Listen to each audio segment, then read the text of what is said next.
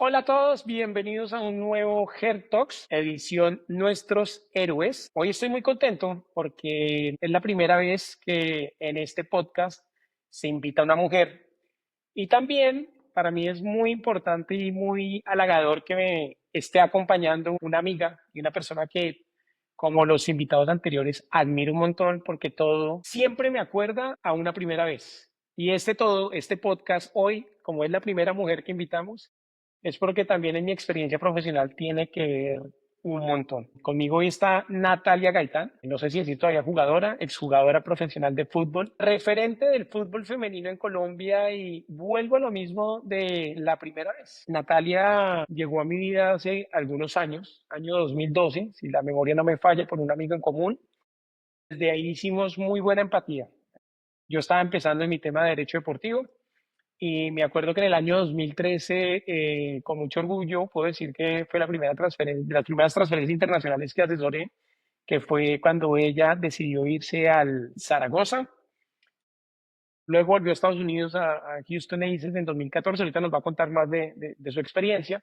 Y en el año 2015 nunca se me va a olvidar que llegó un gran salto al Valencia. Y yo me acuerdo yo recibiendo esos contratos y ayudando. Y claro, pues al fin y al cabo yo creo que todavía el fútbol femenino se está desarrollando. Sin embargo, pues en esa época, imagínense que llegara esos temas. Aparte de eso, me acuerdo que el primer evento de networking que hicimos en la oficina, año 2014, Natalia nos acompañó como eh, ¿cómo te digo ahí? Como compañera de panel, donde hablamos mucho de su trayectoria y de fútbol femenino. Así que, Nata, bienvenida a este espacio. De verdad, muchísimas gracias por aceptar. De verdad que es un orgullo tremendo que estés acá en este podcast que estamos haciendo desde nuestra consultora. ¿Cómo te ha ido?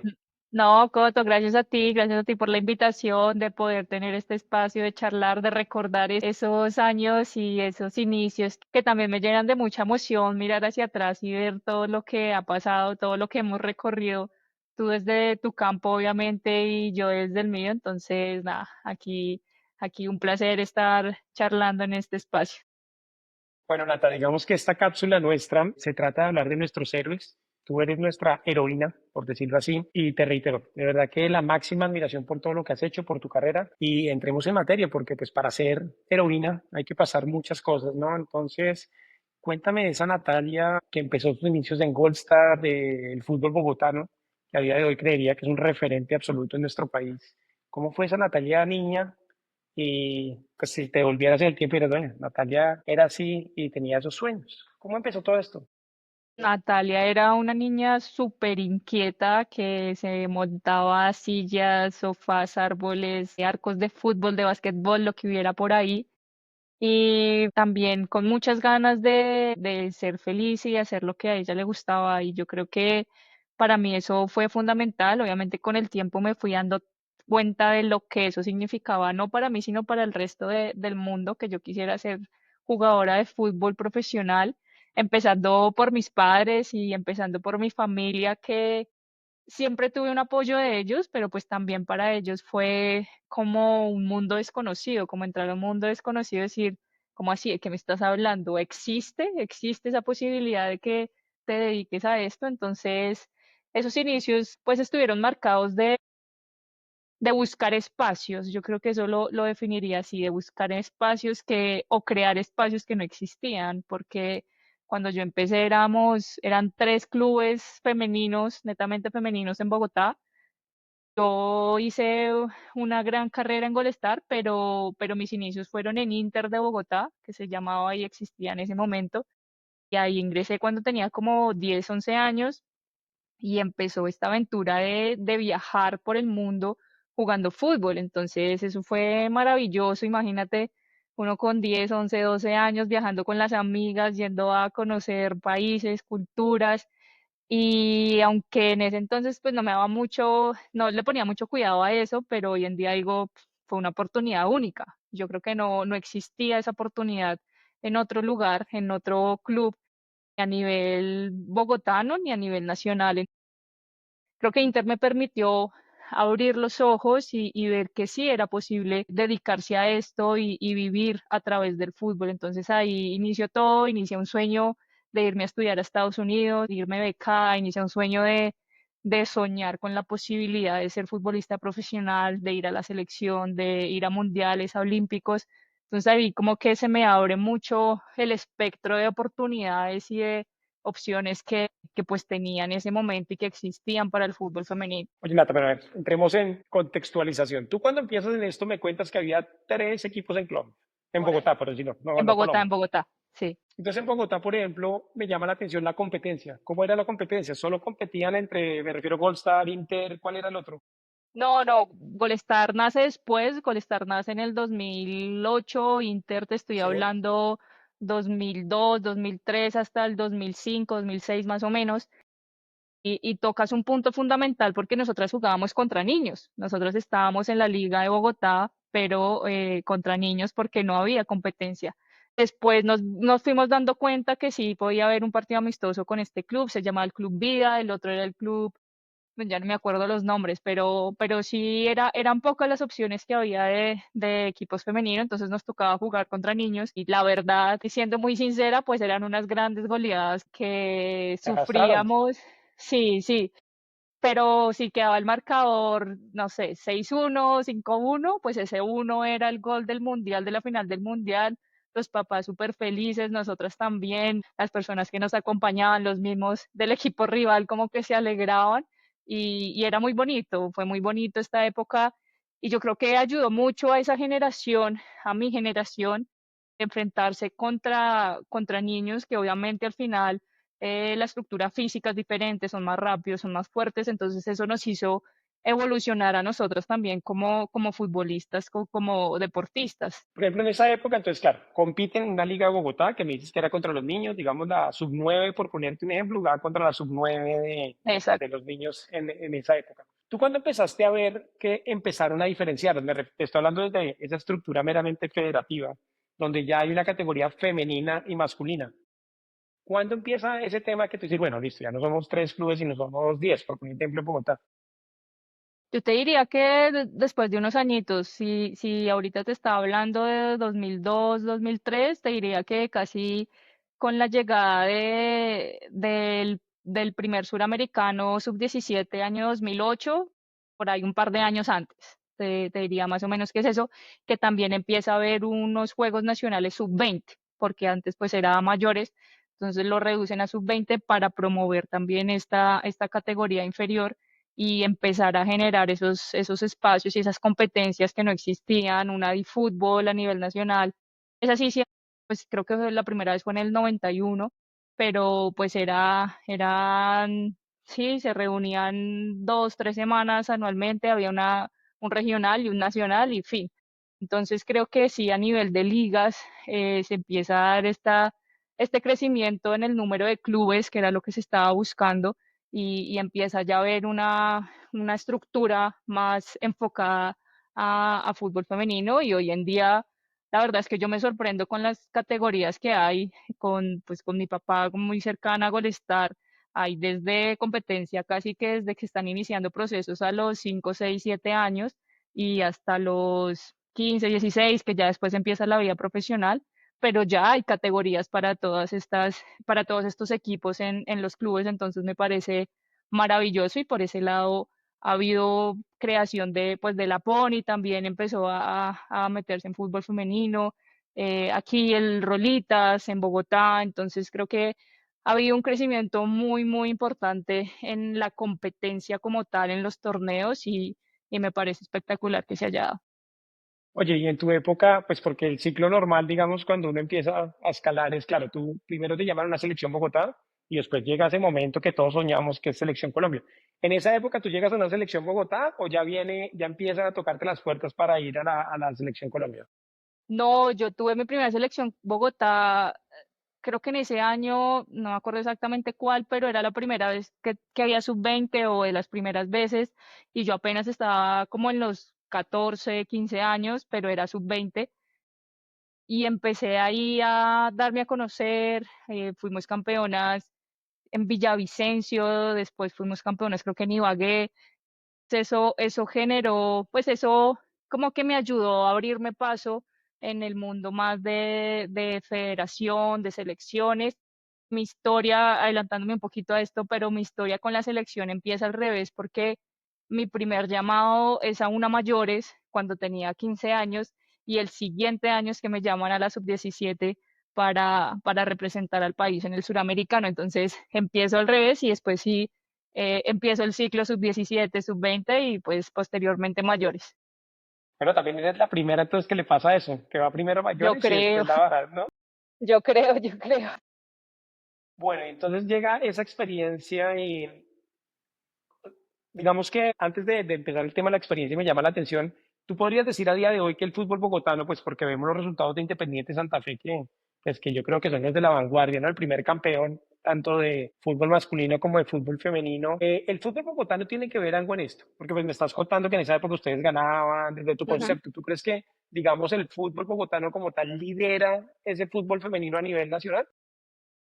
Yo creo que nos damos la mano con la Liga del Valle, que Sí. es muy fuerte, y con la Liga de Antioquia, que también saca talentos. Yo creo que cada año van saliendo jugadoras para diferentes equipos.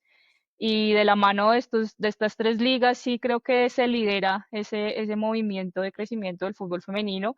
Y hoy en día creo que ha pasado algo muy importante y es que se ha descentralizado también mucho y se empiezan a ver jugadoras de la costa, jugadoras del sur del país, jugadoras del Pacífico. Entonces, es difícil llegar a ellas porque hay veces, pues yo creo que en todo, en nuestro país se centraliza mucho en las tres, cuatro, cinco ciudades principales y se aleja un poco de la periferia. Entonces, me parece valioso que se ha querido atraer a estos talentos y sí creo que cuando yo inicié mi generación, pues teníamos una generación muy fuerte aquí en Bogotá. Entonces la base de Selección Colombia sub-17 era Bogotá, pero el siguiente año era del Valle y el siguiente año era de Antioquia. Entonces, como que sí se van rotando esa base fuerte y yo creo que el deporte bogotano le falta un poquito más para terminar de romperla y de decir, aquí estamos y aquí también hay talento, porque pues sí llegan muchos talentos acá, pero no son de acá.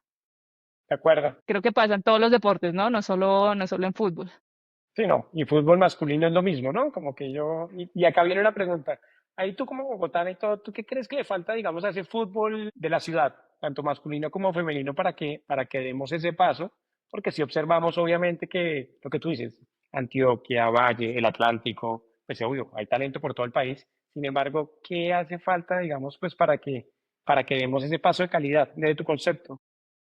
Pues yo creo que es difícil porque se manejan muchas cosas aquí en Bogotá y el IRD se encarga no solo del deporte de rendimiento, sino del recreacional, de la ciclovía los domingos, del festival de verano. Entonces, como hay muchas responsabilidades y sí, mucho accionar y mucho campo que abarcan el fútbol perdón, el deporte de rendimiento, pues es como uno más, no está 100% enfocado en eso y creo que en otras partes del país sí se presta más atención a esta rama. Entonces, de pronto estoy hablando, no sé si, si alguien me va a matar por esto, pero crear una rama que sea solo enfocada en deporte para el rendimiento, que pueda obtener los patrocinios, que pueda tener los escenarios, que tenga como todos los recursos necesarios para que los deportistas, las deportistas que llegan a competir a alto nivel, pues tengan la mejor preparación. Y yo creo que también ese semillero,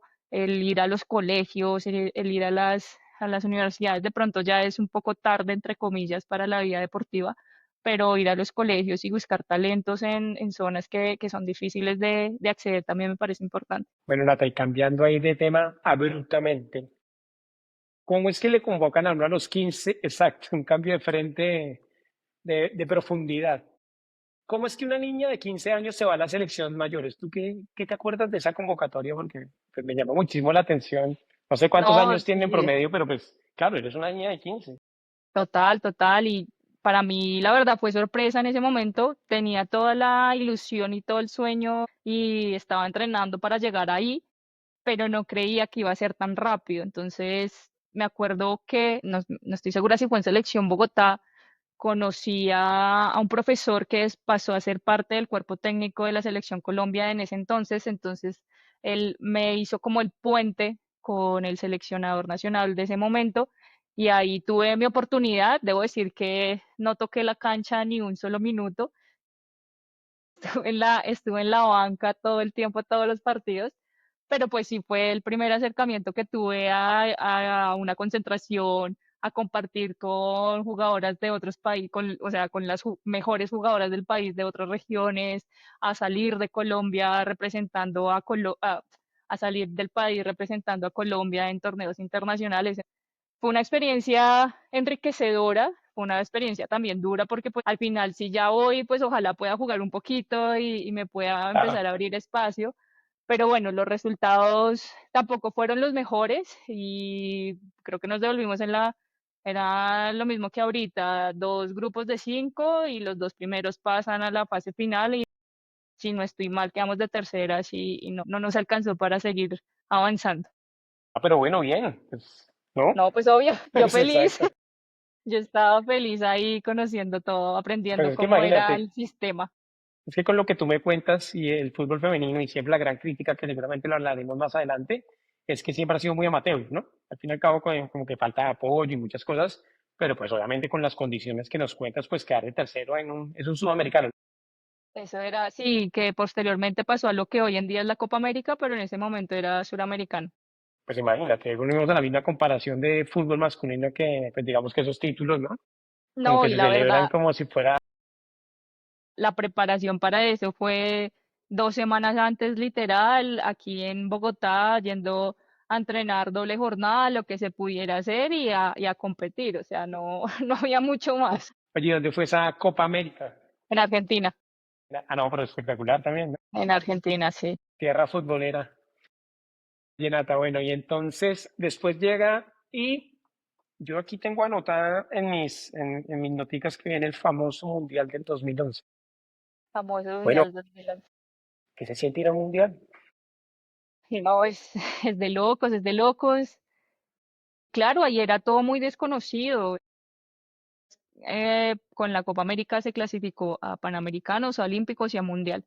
Y era pues el combo completo. Primera vez en Mundial, primera vez en Olímpicos, primera vez en Panamericanos. Alemania, ¿no?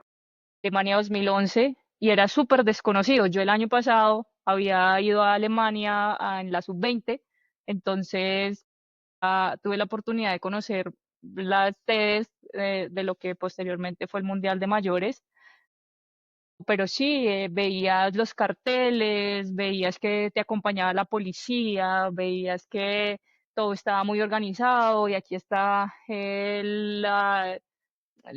¿cómo se dice? Como lo que le corresponde a Colombia en cuanto a los salones de los hoteles, las habitaciones, las canchas de entrenamiento, a qué hora es el entrenamiento, todo es muy bien cuadrado, entonces es como, wow, estoy en el paraíso del fútbol, estoy en lo máximo que se puede llegar. Mirando hacia atrás, desde mi punto personal, yo digo, no lo disfruté lo suficiente por estar pensando en, uy, es la primera vez, tenemos que representar a Colombia, tenemos que, no sé, ganar el primer partido, tenemos, sí, como que me metí mucha presión en ese sentido y no terminé de disfrutar lo que en sí fue la experiencia y los viajes y todo lo que te digo, el hotel 5 estrellas, la comida, los acompañamientos, los escenarios y sí es algo que como que se me quedó ahí y decir, me faltó ese poquito.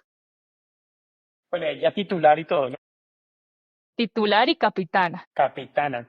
Ahí empieza, yo siempre hago el comparativo que tú eres la eterna capitana, como el capitano como Yepes, bueno, también por la posición que jugabas, el número que te inspira, por cierto, Sí, total. hasta donde que alguna vez me contaste, y ya después, digamos que termina el mundial, ¿cómo lo ves en retrospectiva? O sea, digamos lo que aprendiste de esa experiencia como A nivel deportivo fue duro porque, si no estoy mal, dimos dos, empatamos 1-0-0 y pues también es duro en tu ego de deportista enfrentarte a estos monstruos de países, de selecciones que llevaban muchos años preparándose, que ya tenían al fútbol femenino como algo relevante dentro de su cultura, dentro de su día a día.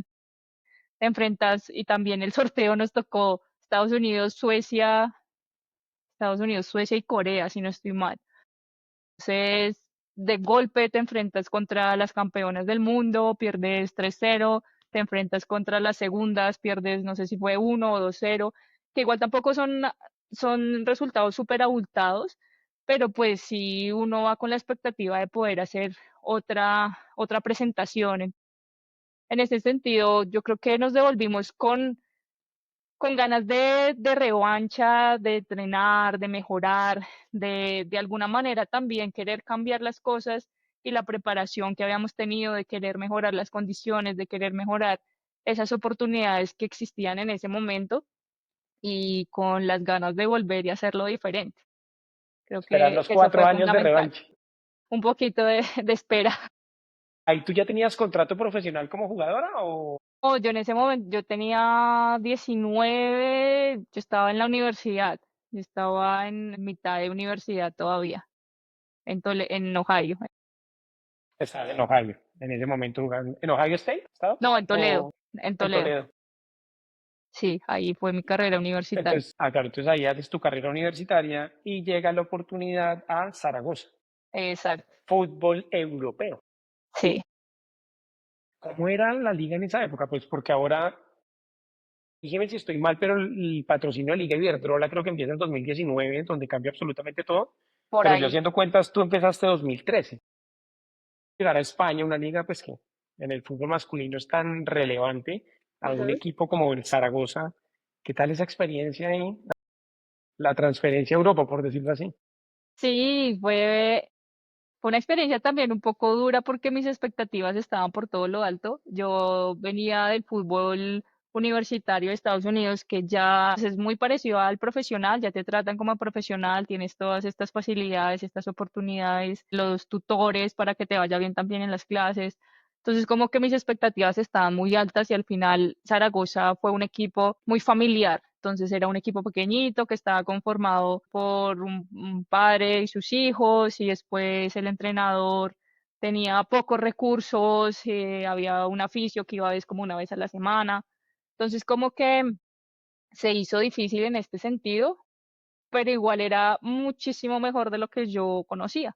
Ya había una liga, me enfrentaba contra el Barça, me enfrentaba contra, bueno, en ese entonces no estaba el Real Madrid, pero estaba el Atlético de Madrid, la Real Sociedad, el Athletic Bilbao, y tener la oportunidad de enfrentarme a estos grandes equipos que uno veía por televisión, que veías los campos por televisión y decir, hoy en día los tengo aquí, cada fin de semana tengo la oportunidad de enfrentarme a estas jugadoras, entonces fue de mucho también, de mucho aprendizaje, de poder, yo creo que ajustar las expectativas que yo tenía y decir, bueno, vamos a sacar lo mejor que podamos de esta experiencia y vamos a sacarle provecho a todo, que igual voy a conocer gente, voy a de pronto abrirme la puerta en otro equipo, que así fue, y que esto me sirva como una ventana a seguir dándome a conocer en el mundo, pues en el fútbol español y europeo.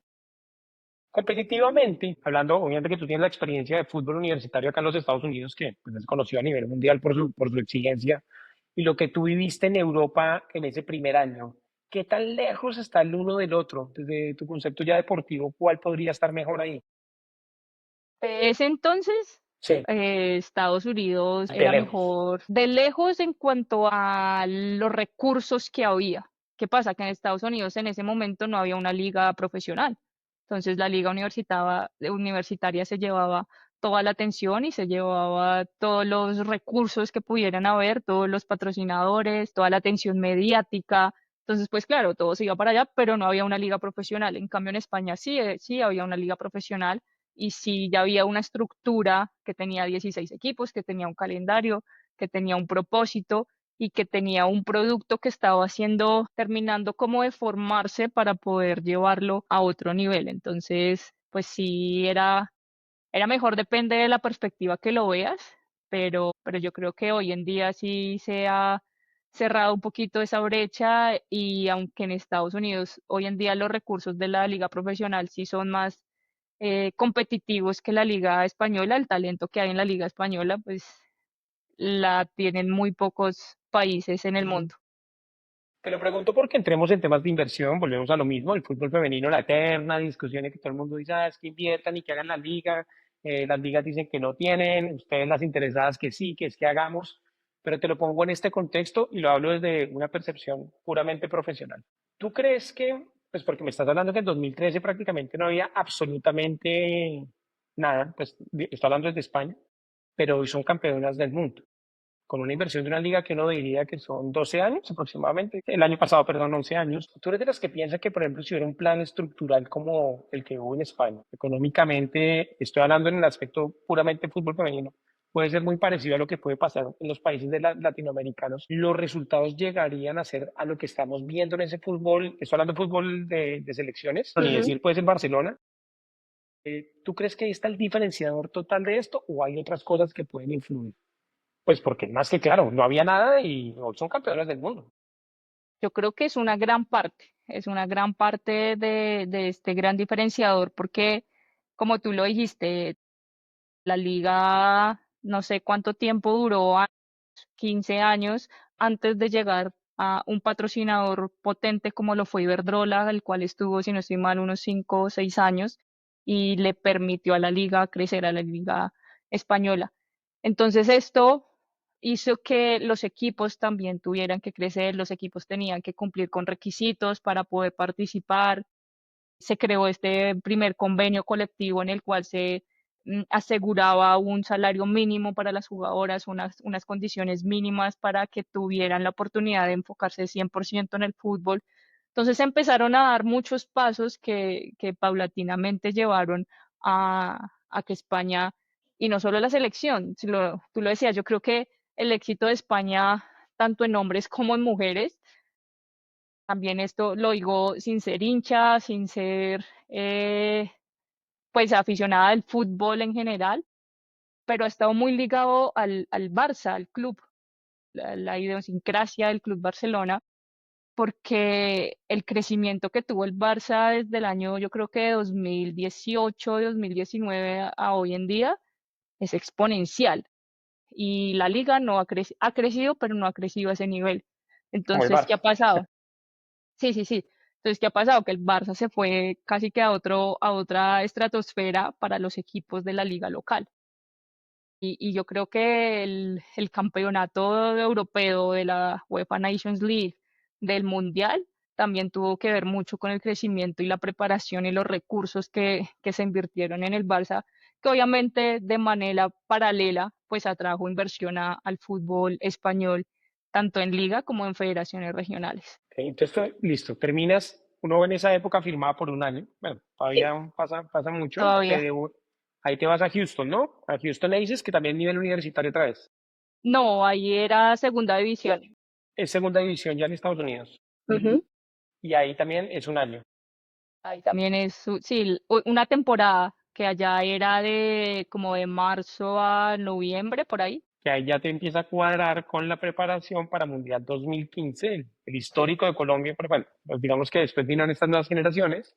Sí, sí, sí. Ahí viene la preparación para Canadá 2015. Canadá 2015. Segunda experiencia, una Natalia más madura, sigue siendo Totalmente. capitana, lo mismo, o sea, ¿no te dice que la primera vez te hubiera gustado disfrutarla más?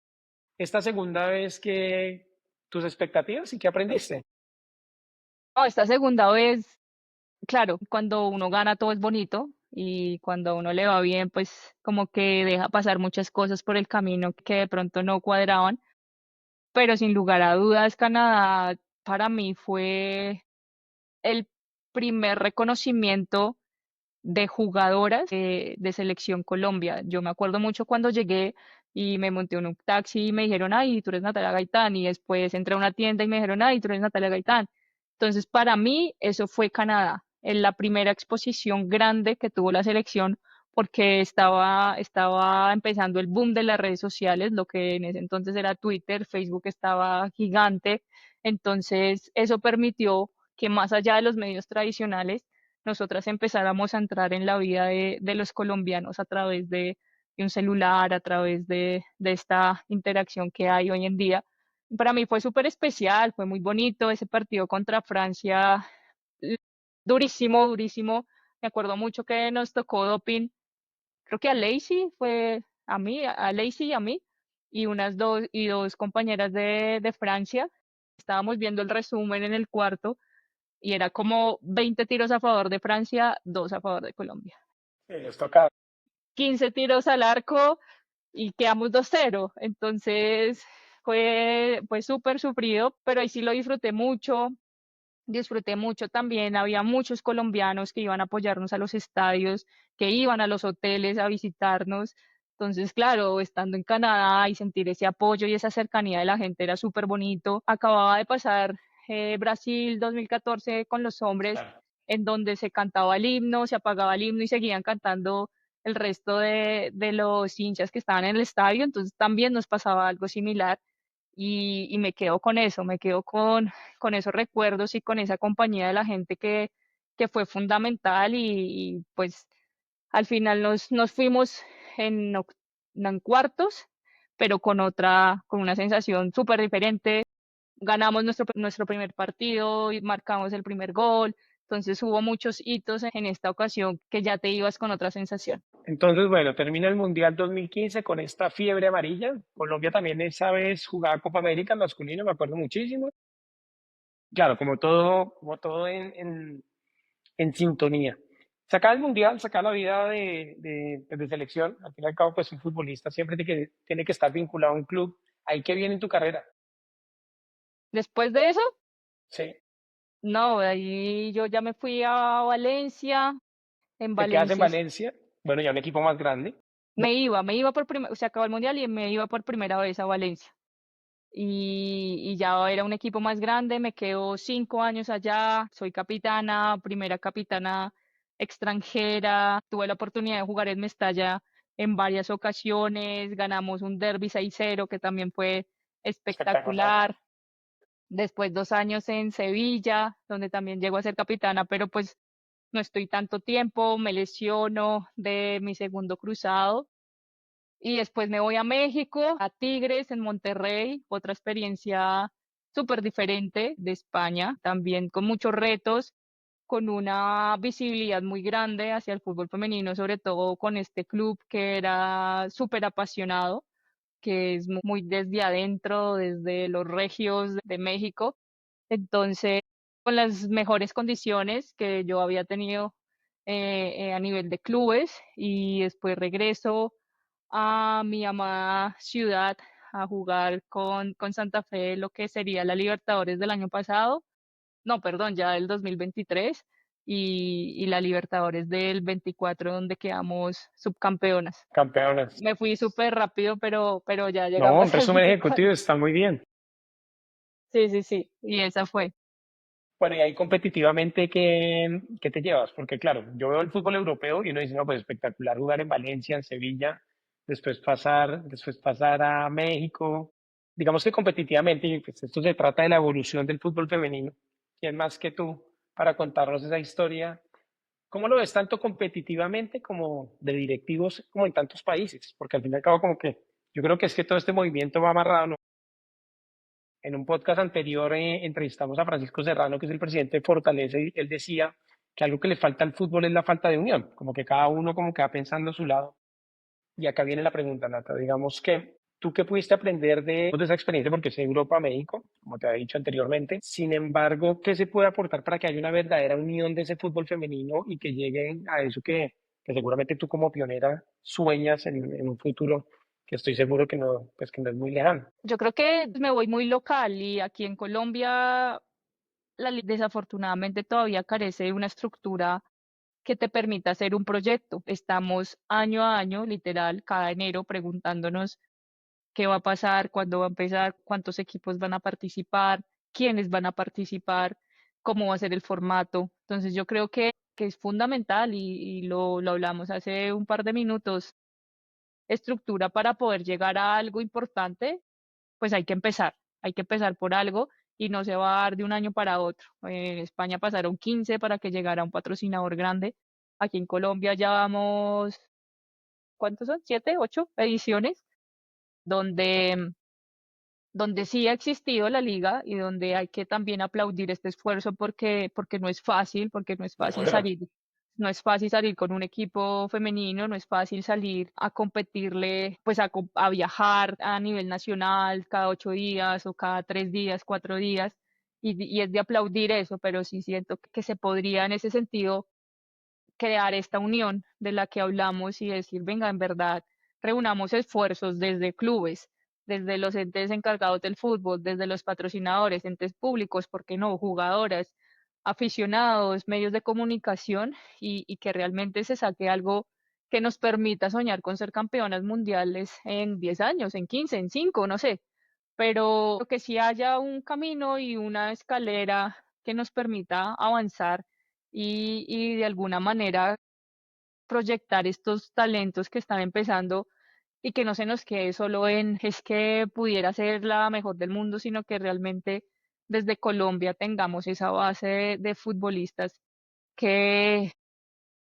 así como ahora Linda, Mayra, Ana María, Manuela, todas ellas que han salido y que están dejando su huella, pues que ya no sea la noticia, sino que por el contrario haya más normalidad en este tema y que podamos realmente establecer algo sólido aquí, que las categorías pequeñas, sub 15, sub 17, tengan ese apoyo también desde la base y que no toque esperar a que sean estrellas mundiales para acompañarlas y acompañarlas en el proceso de convertirse en deportista profesional.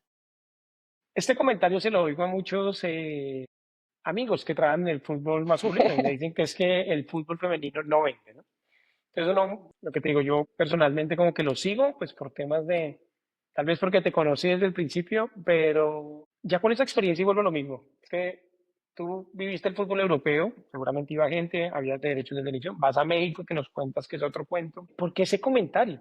¿Tú por qué crees? O sea, ¿realmente el fútbol femenino no vende para que no sea sostenible en el tiempo? Yo creo que nos quedamos con esa razón, excusa, no sé, argumento de hace 20 años que era verdad.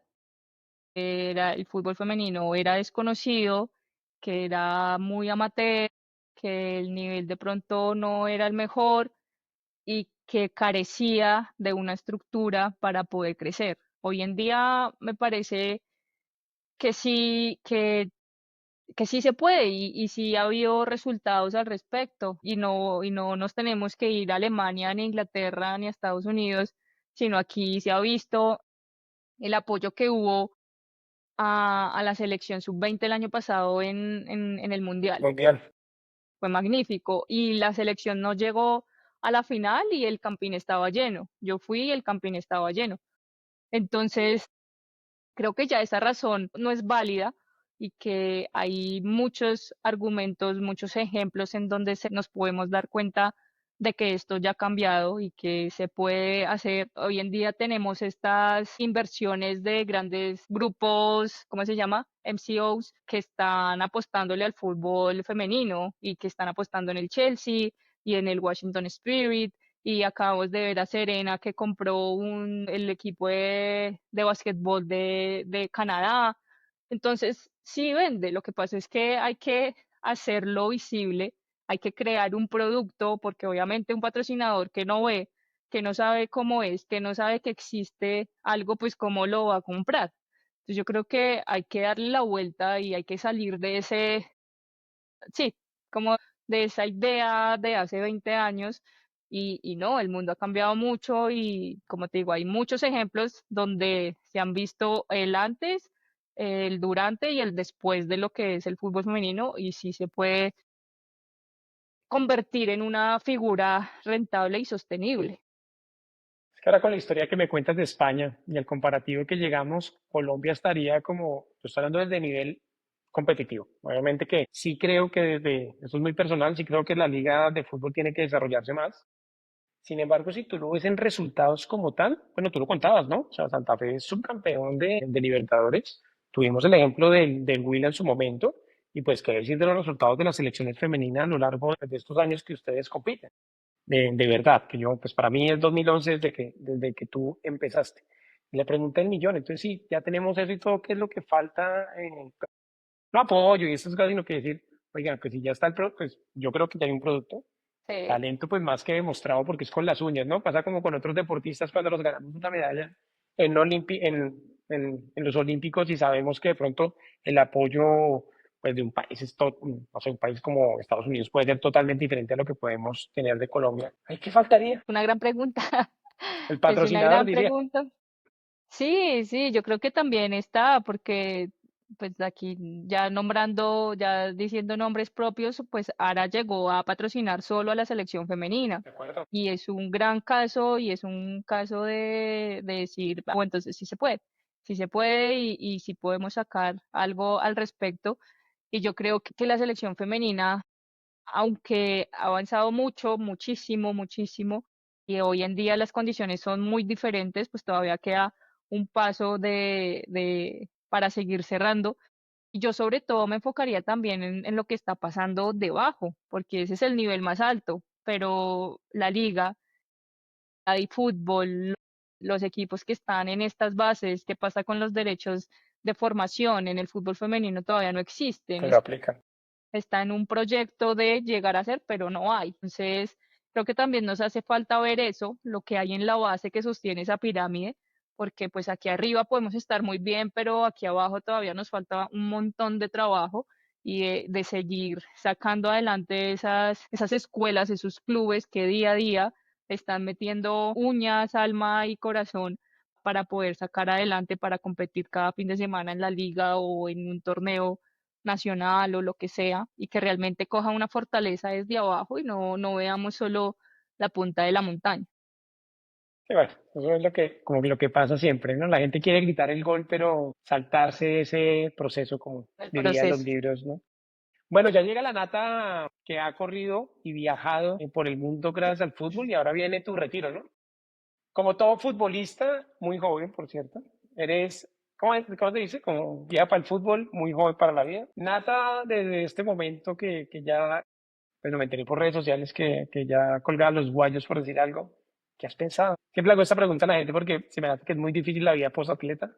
Después de todas las experiencias que ustedes viven, ¿qué ha pensado Natalia Gaitán? Sí, es difícil, es un proceso, bueno, también depende a quién le preguntes, ¿no? Pero yo creo que en la mayoría de los casos es un proceso que requiere de tiempo porque toda la vida pues como que te han llevado por un camino y te han dicho lo que tienes que hacer, cómo lo tienes que hacer, a qué horas te tienes que dormir, a qué horas te tienes que levantar, a qué horas comes, ¿sí? Entonces como que ha sido todo muy siguiendo órdenes y ahorita es levantarte y decir, ¿y ahora qué hago?